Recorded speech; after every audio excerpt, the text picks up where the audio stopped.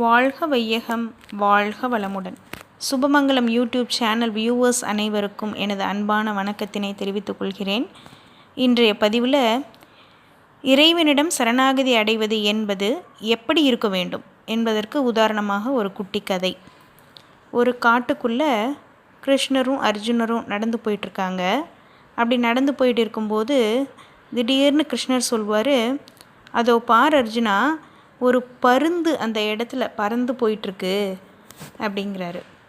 உடனே அர்ஜுனர் அந்த திசையே பார்க்காமலேயே சொல்வார், ஆமாம் கண்ணா, பருந்து தான் போயிட்டுருக்கு அப்படின்றாரு. கொஞ்ச நேரம் கழித்து நடந்து போயிட்டுருக்கும்போதே கிருஷ்ணர் சொல்கிறாரு, அது ஏதோ பருந்து மாதிரி தெரியல, காகமாக இருக்குமோன்னு நினைக்கிறேன் அப்படிங்கிறாரு. உடனே அப்பையும் அந்த பக்கம் திரும்பி பார்க்காம, ஆமாம் கண்ணா, காகமாக தான் இருக்கும் அப்படிங்கிறாரு. அப்புறம் கொஞ்சம் தூரம் நடந்து போகிறாங்க. போயிட்டுருக்கும்போது, ஐயய்ய, அது காகமும் இல்லை பருந்தும் இல்லை, புறா தான் தெரியுது அப்படிங்கிறாரு. ஆமாம் கண்ணா, புறாவாக தான் இருக்கும் அப்படின்றாரு அர்ஜுனன். இன்னும் கொஞ்சம் தூரம் நடந்து போகிறாங்க. அப்படி போயிட்டுருக்கும்போது, புறா இல்லைப்பா, கிளி தான் அப்படின்றாரு. அப்பவும் திரும்பி பார்க்காமையே, ஆமாம் கண்ணா, கிளி தான் போல இருக்குது அப்படின்றாரு. உடனே கிருஷ்ணர் சொல்கிறாரு, இங்கே பாருப்பா அர்ஜுனா, நீ என்ன நினச்சிக்கிட்டு இருக்க? நான் பருந்துன்னு சொன்னால் நீ ஆமாம் பருந்து தான் அப்படிங்கிற, காகம்னு சொன்னால் ஆமாம் காகங்கிற, கிளின்னு சொன்னால் ஆமாம் கிளி தான் அப்படிங்கிற. நான் எதை சொன்னாலும் நீ ஆமாம் அதுதான் அதுதான்றியே, நீ ஒரு தடவை பார்த்து இதுதான் நீ எனக்கு சொல்லலாம்ல அப்படிங்கிறாரு. நான் பருந்துன்னு சொன்னால் நீ அதை கிளியாக மாற்றிடுவ, நான் கிளின்னு காண்பிச்சா நீ அதை பருந்தாக மாற்றிடுவ. நீ எதை நினைக்கிறியோ அதுதான் நீ செய்ய போகிற. நீ எந்த நேரத்தில் நீ எதை எப்படி மாற்ற முடியும் அப்படிங்கிறது, உன்னால் எவ்வளோ முடியும் அப்படிங்கிறது எனக்கு நல்லாவே தெரியும். அதனால் உன்கிட்ட நான் வாக்குவாதம் பண்ணி ஜெயிக்க முடியாது. நீ எதை நினைக்கிறியோ அதைத்தான் நீ செய்ய போகிற.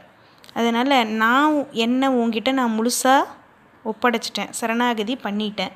நீ எதை செஞ்சாலும் நீ எதை சொன்னாலும் அதை நான் முழுமையாக ஏற்றுக்க போகிறேன் அப்படின்னு சொல்கிறாரு. இது ஒரு நிகழ்வு.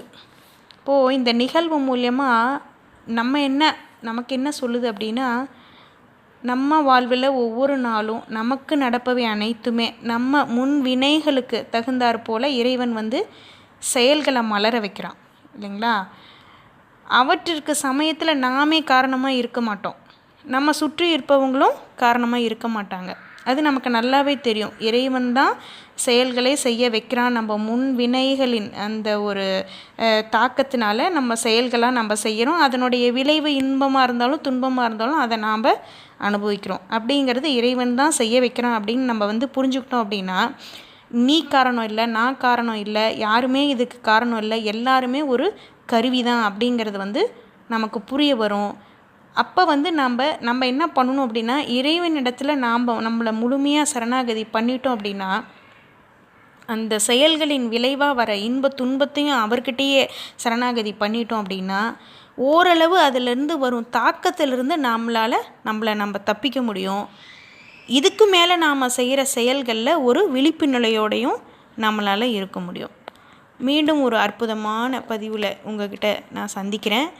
இதுவரை என்னுடைய சேனலை சப்ஸ்கிரைப் பண்ணாதவங்க பண்ணிவிடுங்க. அப்போ தான் என்னோடய வீடியோஸை தொடர்ந்து பார்க்க முடியும். வாழ்க வையகம், வாழ்க வளமுடன்.